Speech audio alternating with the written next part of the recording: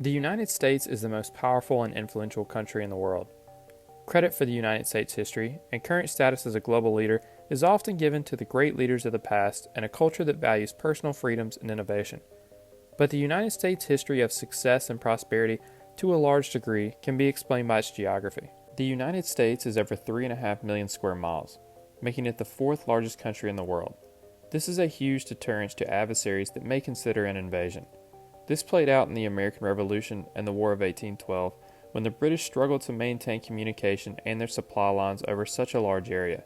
Since then, the United States has more than tripled in size. The size of the country, combined with lots of arable land, has allowed the population to grow to over 330 million people, making it the third largest country in the world by population.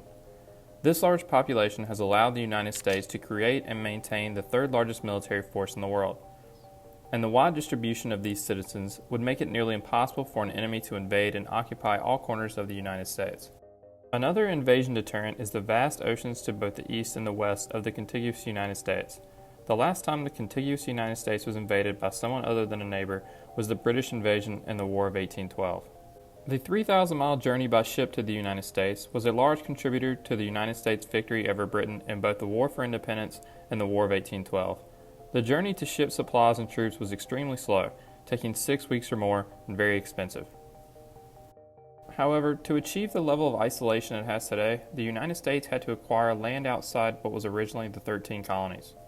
In 1763, the French lost the 7 Years' War and were forced to give up their territory east of the Mississippi River and west of the Appalachian Mountains to the British. The colonies gained their independence with the Treaty of Paris 20 years later. The United States would continue to grow from here. The first large acquisition came as a response to Napoleon's rise to power in France and his aggressive expansion. President Thomas Jefferson became worried about the threat of the French cutting off U.S. trade on the Mississippi River by blocking U.S. goods at the port of New Orleans. The Mississippi River Basin has more navigable rivers than the entire rest of the world combined. It was crucial to the U.S. economy that the United States still had the freedom to use the river. There was also a concern that the French may expand their empire into the sparsely populated Mississippi and Georgia territories from the port city of New Orleans. So Jefferson sent diplomats to France to negotiate the purchase of the city. Instead, Napoleon, needing money to fund his military campaign in Europe, countered by offering the entire Louisiana territory for $15 million, and the United States accepted. In 1818, Andrew Jackson invaded Florida. The Spanish Empire, weakened by the Napoleonic Wars, let the territory go without a fight, and agreed to sell it for $5 million. The next major acquisitions came from President James K. Polk. Polk's campaign was run on the promise of expanding the United States to a country that reached from sea to shining sea.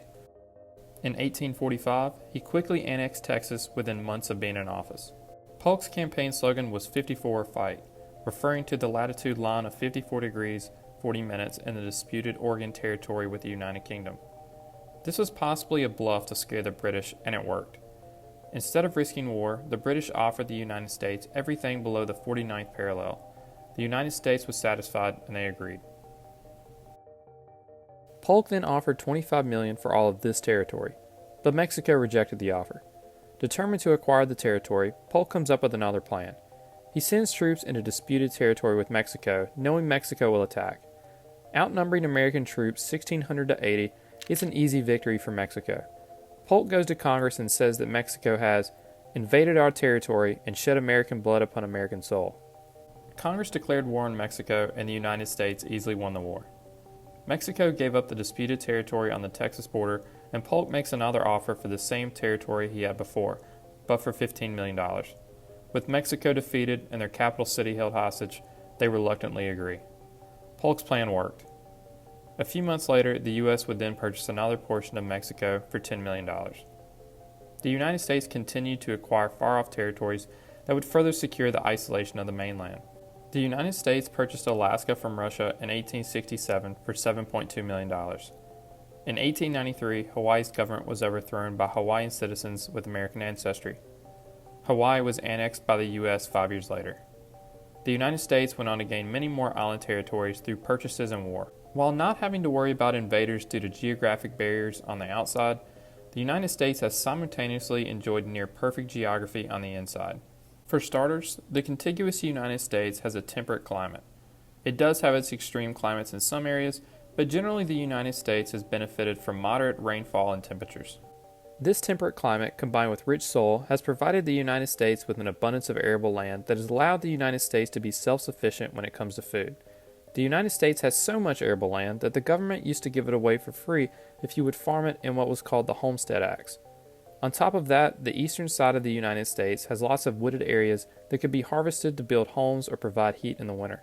The United States' neighbors have not been so lucky. Half of Mexico is arid, and a large portion of what isn't is too mountainous for farming. Only 10% of Mexico's land is arable, and 25% of that requires irrigation. Canada, on the other hand, is too cold for extensive agriculture. Less than 5% of Canada is arable. The year-round cold temperatures and the frozen and rocky soil in most of Canada make agriculture nearly impossible. However, Canada still has more agriculture than you may think. It actually has a slight agricultural surplus.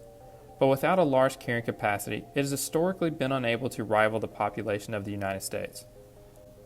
Canada and Mexico also both lack extensive navigable river systems, which can facilitate the shipment of people and goods. The lack of navigable rivers, combined with the rough terrain in the center of Canada, has virtually split the country in half. There is only one road that connects the two sides. In January of 2016, a bridge temporarily broke, so for 17 hours, there was no way to drive from one side of Canada to the other without taking a detour through the United States. The relatively poor geography of both Canada and Mexico has likely contributed to them never being a serious threat to the United States. While Canada and Mexico lack navigable rivers, the United States has plenty. As mentioned earlier in the video, the Mississippi River and its tributaries have provided an extensive trade network between the Rocky and Appalachian Mountains. Many of the United States East Coast cities are sitting on the shores of navigable rivers on what's called the fall line. The fall line is the point where many of these East Coast rivers are no longer navigable due to a slight rise in elevation that causes waterfalls and rapids. The cities of Richmond, Baltimore, Washington, D.C., and Philadelphia are all sitting on the fall line. In the colonial period, these locations provided protection from enemies coming from sea while also having access to international trade. Later, many of these cities grew not only because of trade, but because the waterfalls provided a power source for the cities. This extensive network of navigable rivers facilitated economic growth, but it also united it as a single nation and not separate isolated populations. The United States also has many natural harbors.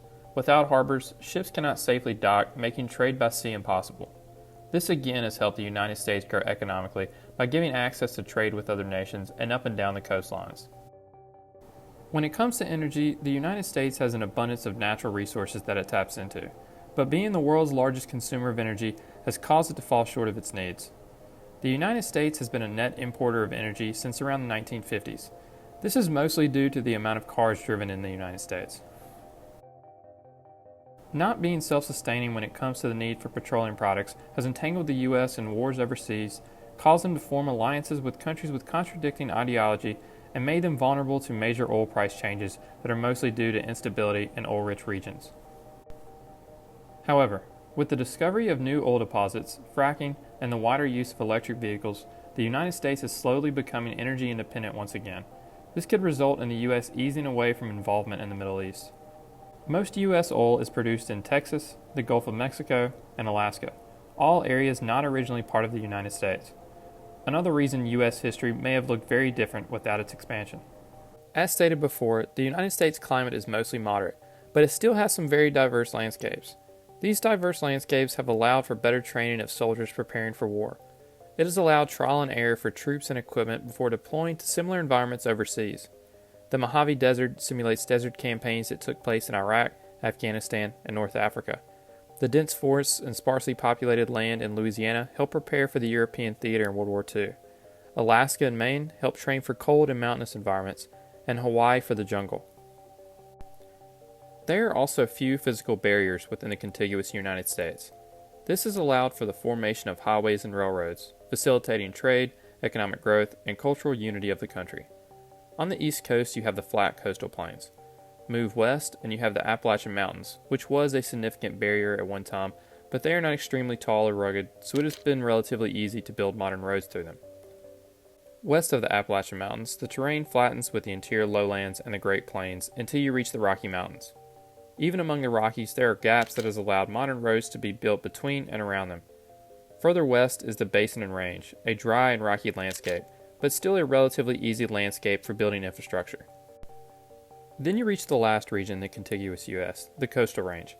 This region is isolated from the rest of the United States to an extent due to the mountainous terrain and lack of arable land to the east in the Basin and Range, but it is still easily accessed by road and train. The east and west were first connected with the completion of the Transcontinental Railroad in 1869. You could then cross the entire length of the country in less than a week. Today, every corner of the United States is connected by an extensive road network.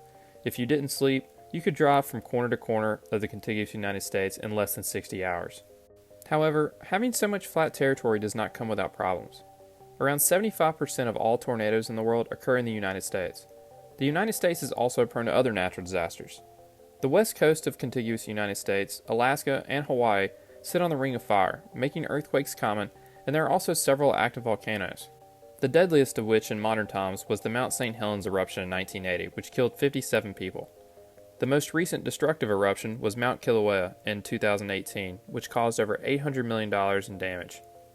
The United States is also hit with hurricanes every year on its east coast and within the Gulf of Mexico. In 2020, a record 30 named storms hit the United States, causing over $40 billion in damage, with numbers reaching as high as $300 billion in 2017 after 3 large hurricanes hit. A hurricane nearly caused the failure of the Jamestown settlement when a supply ship was sank en route, causing the colonists to nearly starve. The colonists attempted to abandon the settlement, but were turned around by incoming British ships. But even with these negative physical characteristics, the United States still has had a clear geographic advantage.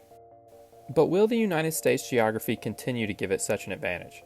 Today, cyber attacks can be carried out from anywhere, and aircraft and rockets can make it halfway around the world within hours, limiting the benefits of isolation.